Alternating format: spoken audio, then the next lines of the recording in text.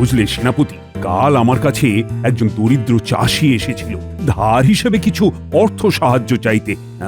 তাই আমি ভাবছি তাকে কিছু অর্থ দিয়ে সাহায্য করব। তুমি বরং একটু রাজকোষ খুলে 100 মোহর নিয়ে এসো তো। যথাজ্ঞা মহারাজ। মহারাজ মহারাজ মহারাজ, সর্বনাশ হয়ে গেছে মহারাজ। কেন সেনাপতি, আবার কি হলো? হিসেব বলছে 10,000 মোহরের মধ্যে আর মাত্র 500 মোহর পড়ে আছে। হ্যাঁ, বলো কি সেনাপতি? তার মানে রাজসভায় চুরি হয়েছে? তাছাড়া তো আর অন্য কিছুর কথা ভাবতে পারছি না মহারাজ। এক্ষুনি প্রহরীকে ডেকে আনো। যথাজ্ঞা মহারাজ।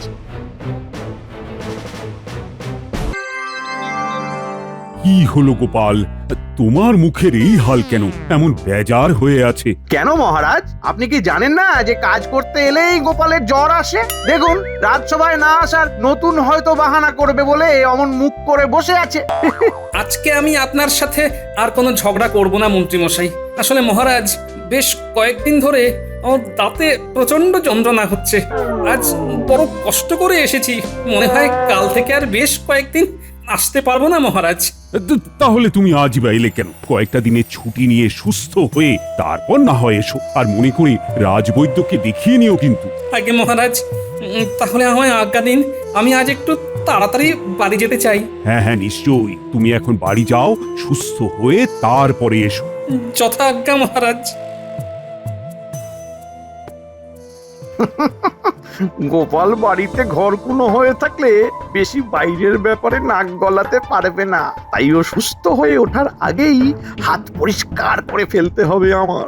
মহারাজ যেন কি বললেন? রাজবৈদ্য? হ্যাঁ, ঠিক ঠিক ঠিক ঠিক।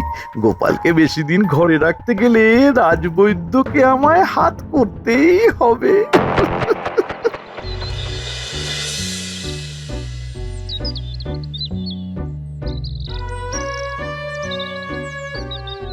কি গো, এত তাড়াতাড়ি রাজসভা থেকে চলে এলে যে? এই তোমার কি তাহলে এখন খাবার খেতে দেবো? তোমার তো আবার ক্ষণে ক্ষণে খিদে পেয়ে যায়। তুমি কি আর আমার সাথে কথা বলবে না? এরকম পাট কাঠিতে করে করে লেখা দেখাবে? এই লোকটা আমাকে একেবারে জ্বালিয়ে মারলে গা। তোমার জ্বালায় আমি আর পারি না। বলি তুমি তাহলে চান করে এসো, আমি ভাত বেড়ে রাখছি। হ্যাঁ, কোন লোকের পাল্লায় পড়েছি বলো দেখিনি? তুমি এরকম করলে আমি যে একদিন পাগল হয়ে যাব গো। ঠিক আছে ঠিক আছে, দাঁড়াও না দাঁড়াও, তোমার এই দাঁতের ব্যথাটা সারু। তোমার এই ঠিক নেই, আমি বর করব, বলে দিলাম আমি।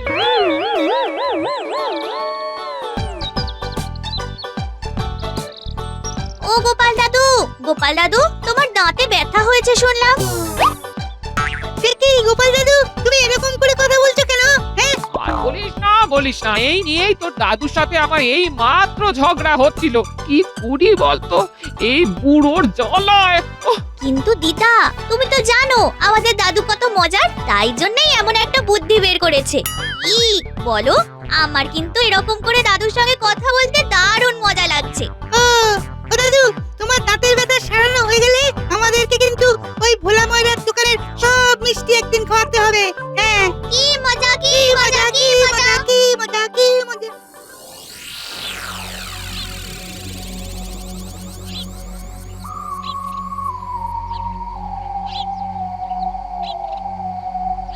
রাজবৈদ্য, ও রাজবৈদ্য, বলি বাড়ি আছো নাকি?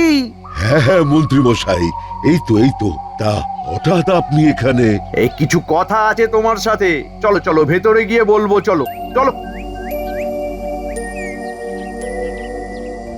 হ্যাঁ, তোমার সাথে আমার কিছু কথা আছে রাজবৈদ্য।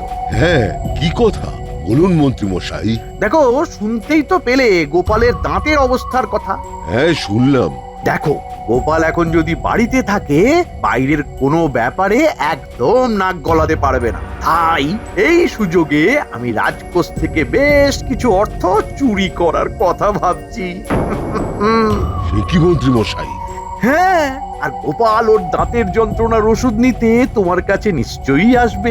তুমি যদি ওকে ওষুধ দিয়ে সারিয়ে দাও তাহলে আমার কার্যসিদ্ধি হবে না। তাই আমি বলি কি তোমায়, গোপালকে এমন ওষুধ দাও যাতে ওর ব্যথা কমার বদলে উল্টে বেড়ে যায়। এ আপনি কি বলছেন মন্ত্রী মশাই?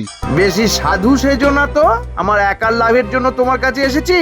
এই কাজ করলে তোমারও লাভ আর আমারও লাভ। চুরি করা অর্থের অর্ধেক অর্থ আমি তোমায় দেব, বুঝলে? এবার বলো রাজি? হ্যাঁ রাজি? আচ্ছা মন্ত্রী মশাই, আপনি যা বলেন তাই হবে। হ্যাঁ, আর আমাকে চটপট ঘুমের ওষুধের শিশি দাও তো। আবার ঘুমের ওষুধ নিয়ে কি হবে? কাজে লাগবে, কাজে লাগবে। এত প্রশ্ন না করে দাও তো।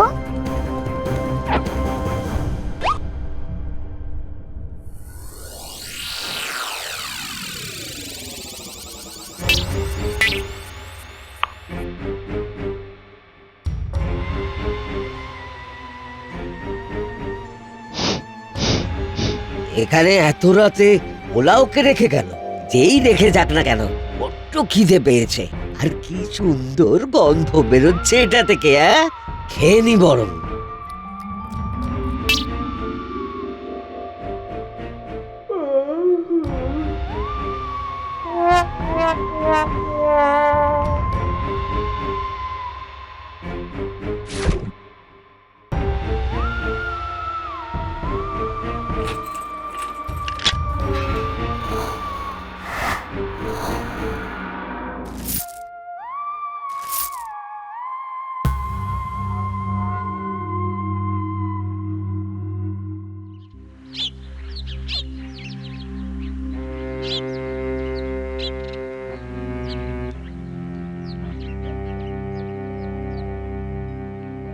রাজবৈদ্য, ও রাজবৈদ্য, কোথায় গেলে?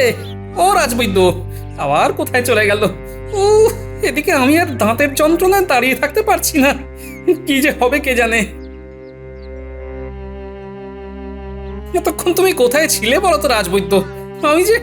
আমি যে দাঁতের যন্ত্রণায় দাঁড়িয়ে থাকতে পারছি না। কতক্ষণ ধরে তোমার বাড়ির সামনে দাঁড়িয়ে আছি। আসলে ওই একটু ওই কাজে গিয়েছিলাম গোপাল। চলো চলো চলো, তোমায় ওষুধটা দিয়ে দিচ্ছি, চলো।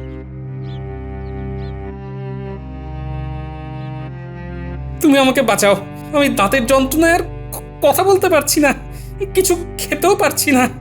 না খেয়ে খেয়ে এই একদিনে আমার প্রায় 50 কেজি ওজন কমে গেছে। দেখতে পাচ্ছ না আমার চেহারা? তুমি তো জানো, না খেতে পেলে আমার জীবনে শোকের ছায়া নেমে আসে।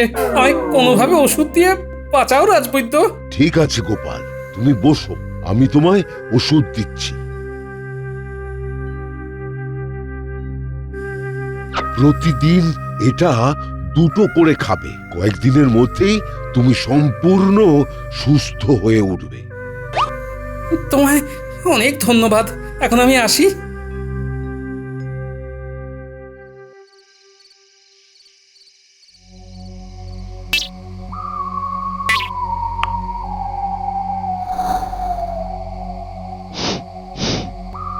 আবার আজকে কেউ ওই মাংস কষা নিয়ে রেখেছে মনে হচ্ছে। কোন সদয় ব্যক্তি আমার জন্য এমন খাবার রেখে যায় কে জানে। ঠিক আছে, খেয়ে নি, কি আর হবে।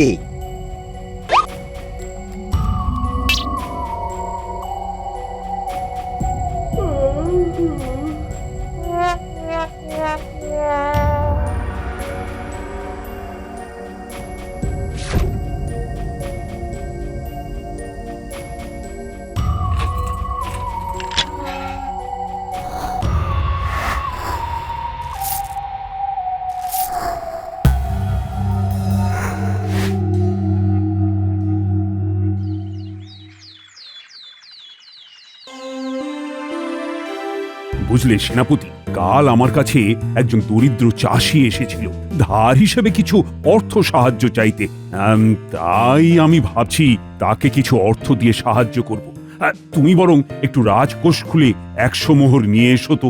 যথাজ্ঞা মহারাজ। মহারাজ মহারাজ মহারাজ, সর্বনাশ হয়ে গেছে মহারাজ। কেন সেনাপতি, আবার কি হলো? হিসেব বলছে 10,000 মোহরের মধ্যে আর মাত্র 500 মোহর পড়ে আছে। হ্যাঁ, বলো কি সেনাপতি? তার মানে রাজসভায় চুরি হয়েছে? তাছাড়া তো আর অন্য কিছুর কথা ভাবতে পারছি না মহারাজ। এক্ষুনি প্রহরীকে ডেকে আনো। যথাজ্ঞা মহারাজ।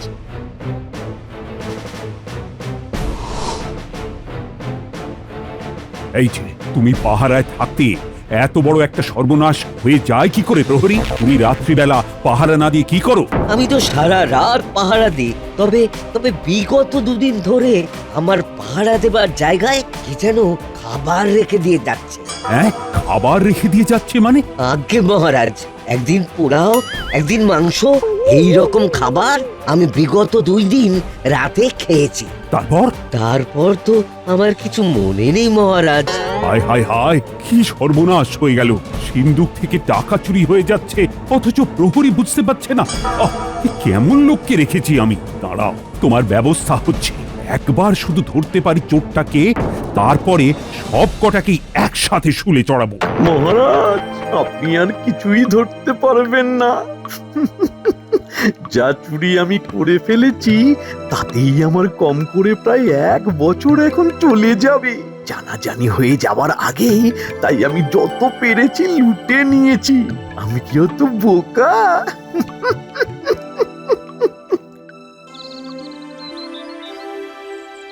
আর পারছি না, এভাবে আর থাকতে পারছি না। রাজবৈদ্যর ওষুধ খেয়েও তো দাঁতের ব্যথা কিছুই সারেনি। উল্টে এত বেড়ে গেছে, এখন দিন রাত খালি ওই ছাতুর শরবত খেয়ে থাকতে হচ্ছে। ইলিশ ভাপা খাইনি কতদিন, আয়েশ করে চিবিয়ে ডাটা চচ্চড়িও খাওয়া হয়নি, কতকাল হয়ে গেল। ও, অসুস্থ অবস্থাতেও তোমার নোলাটা কিন্তু একই রকম আছে, হ্যাঁ? লোভ এক ফোঁটাও কমেনি, হ্যাঁ? কি রে গোপাল, কেমন আছো? দাঁতের ব্যথা আগের থেকে একটু ভালো? আর বলো কেন বিজ্ঞানী, দাঁতের ব্যথা কমা তো দূরের কথা, প্রথম দিন যত ব্যথা ছিল তার থেকে আরো বেশি বেড়ে গেছে।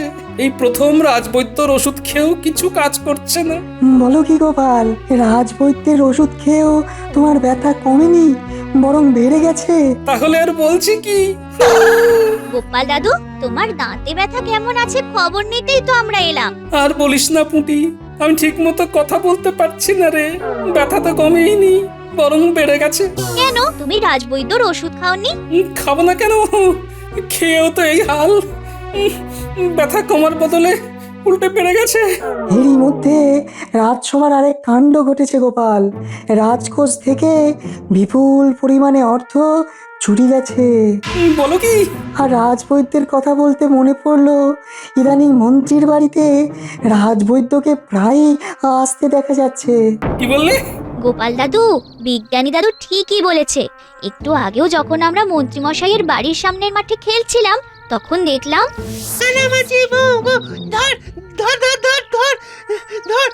চোর চোর চোর। ঠিক ধরেছি, ঠিক ধরেছি।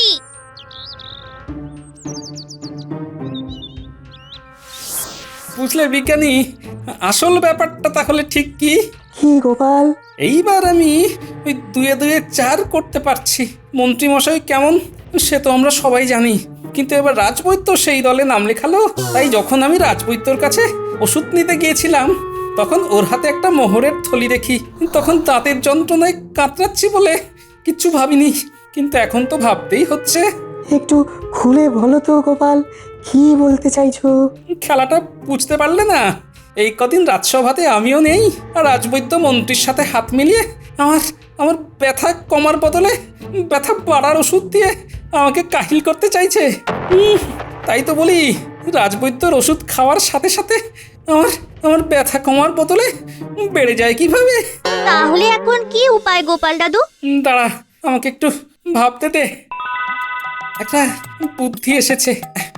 এতদিন ধরে আমার যে দাঁতে যন্ত্রণা করছিল, সেটা কাল থেকে বড্ড নড়বড় করছে। মনে হয় দাঁতটাকে গোড়া থেকে উপরে ফেলতে পারলেই আমার ব্যথা একেবারে নির্মূল হয়ে যাবে। এই দেখো। কই, হাঁ করো তো গোপাল। হ্যাঁ গোপাল, তুমি ঠিকই বলেছো। তাহলে কিভাবে দাঁতটাকে উপরে ফেলবে? দাঁড়াও, ঘর থেকে একটা দড়ি নিয়ে আসি।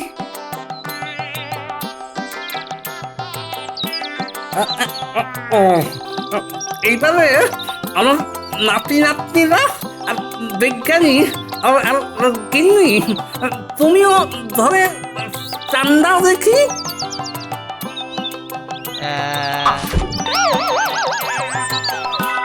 এখন এখন একটু আরাম বোধ করছো গোপাল? হ্যাঁ হ্যাঁ বিজ্ঞানী, এখন অনেক আরাম বোধ করছি। তুমি আর কি করে জানবে যে রাজবৈদ্য মন্ত্রীর দলে নাম লেখাবে? হ্যাঁ, সেই শেষ পর্যন্ত মন্ত্রীর কাছে রাজবৈদ্য এভাবে নাম লেখালো। গোপাল, ও গোপাল, আরে বাড়ি আছো? মহারাজের তরফ থেকে তোমার জন্য একটা চিঠি এসেছে।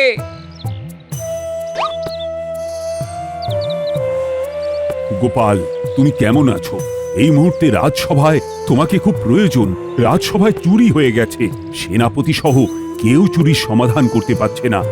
তুমি তাড়াতাড়ি সুস্থ হয়ে রাজসভায় এসো। হ্যাঁ, এবার আর আমার সন্দেহর কিছুই থাকলো না। এইবার আমি মন্ত্রী মশাই আর রাজবৈদ্যকে আসল মজা দেখাবো। ইনি, আমার যদি একটু পায়েস করো তো, অনেক দিন পায়েস খাইনি। কাল দাঁত তুলে নেবার পর থেকে আমি এখন সম্পূর্ণ সুস্থ। একটু বেশি করে পায়েস করো, হ্যাঁ? আর আমাকে একটা গামলায় করে পায়েস দেবে, আর একটা আলাদা বাটিতে করেও দেবে, কেমন? তাহলে তো একেবারে একটা গামলায় পায়েস দিলেই হয়। হ্যাঁ? যা বোঝো না তাই নিয়ে কথা বলো না তো গিন্নি, যা বলছি তাই কর। আচ্ছা বাবা, আচ্ছা ঠিক আছে, করে দিচ্ছি।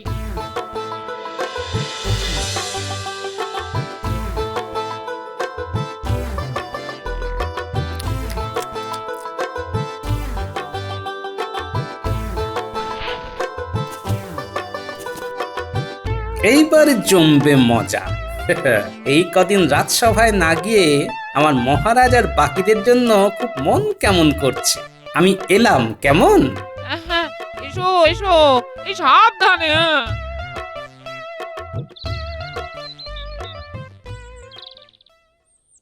গোপাল দাদু, কোথায় যাচ্ছ হাতে বাটি নিয়ে? ওটা কি? এই তো আমার নাতি নাতনিরা। আমি আগে তোদের কাছে যাচ্ছিলাম রে, তোদেরকে নিয়ে রাজবৈদ্যর বাড়ি যাবার জন্যই বেরিয়েছিলাম। ও, তাহলে তো দেখা হয় ভালোই হলো। আমরাও তোমার খবর নিতে যাচ্ছিলাম, কিন্তু আমাদেরকে নিয়ে রাজবৈদ্য মশাইয়ের বাড়িতে কেন যাবে?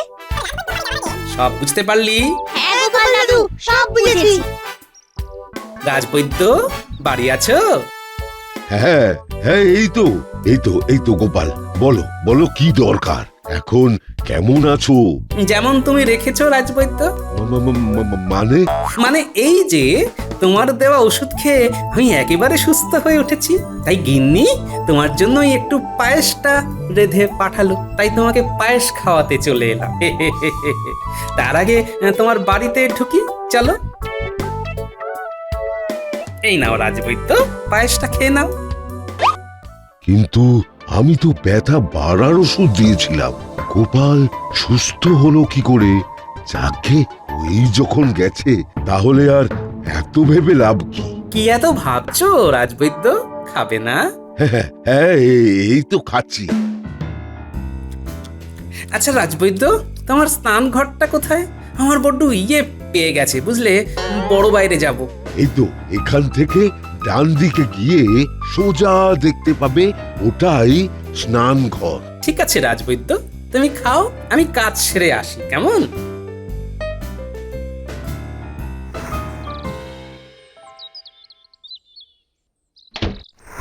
উফ, ও ও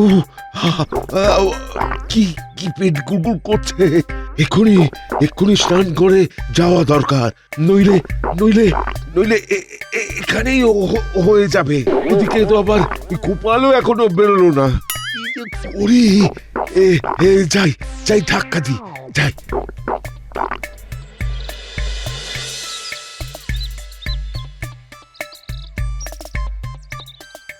এ কি? আরে সবাই কোথায় গেল? গোপাল, ও গোপাল, আরে দরজাটা খোলো দয়া করে। গোপাল, আরে ও গোপাল, এবার দরজাটা খোলো, তাহলে আমি একেবারে ওই লেজে গোবরে হয়ে যাব। খোলো খোলো গোপাল, তোমায় অনুরোধ করছি গোপাল, তুমি দরজাটা খুলে দাও। আর পারছি না। পুটি, উহ, এই পুটি। হ্যাঁ বলো গোপাল দাদু। মহারাজ এসেছেন? হ্যাঁ গো দাদু, এই মাত্র মহারাজ এলেন। রাজবৈদ্য, আমি একটাই শর্তে দরজা খুলবো, যদি তুমি রাজবাড়ির চুরির রহস্য আমাদের কাছে উন্মোচন করো। আসল ঘটনা যদি খুলে না বলো, আজ আমি দরজা কোনো মতেই খুলবো না। খুলে দাও গোপাল, খুলে দাও। আর আমি পারছি না। তুমি তুমি একটিবার খুলে দাও, তারপর আমি সব বলবো। আর তুমি লেজে গোবরে হয়ে গেলেও আমি খুলবো না। আগে তুমি সব নিজের মুখে স্বীকার করো মহারাজের সামনে। এই নাও রাজবৈদ্য, এই নাও, যা চুরি করেছি তার একদম অর্ধেক তোমায় দিলাম। ধন্যবাদ। কি বললে রাজবৈদ্য? তোমরা এত বড় একটা কাজ করার আগে দুবার ভাবলে না? তোমাদের চরম শাস্তি হবে। তোমরা এক্ষুনি রাজসভায় এসো। মন্ত্রী আর রাজবৈদ্য, তোমরা যা অন্যায় করেছো তার জন্য তোমরা চরম শাস্তি পাবে। প্রথমত, তোমরা দুজনেই প্রথম 5 মাস বিনা পারিশ্রমিকে কাজ করবে। আর দ্বিতীয়ত, সকলের সামনে এক্ষুনি তোমরা দুজনের কান ধরে একসাথে উঠবোস করবে 200 বার। মহারাজ, আমাকে ছেড়ে দিন মহারাজ, আর এই ভুল কখনো হবে না মহারাজ। এবারের মতো ক্ষমা করে দিন মহারাজ। তোমরা যা ভুল করেছো এর কোনো ক্ষমা হয় না। তোমরা যদি রাজসভাসদ হয়ে এমন কাজ করতে পারো, তার জন্য যে আমি তোমাদের বরখাস্ত করিনি, এই ভাগ্য ভালো।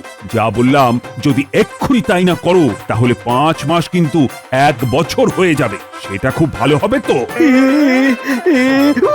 ভালো করে। একজনও যদি কান ছাড়ে তাহলে 100 বার করে আরো বেড়ে যাবে।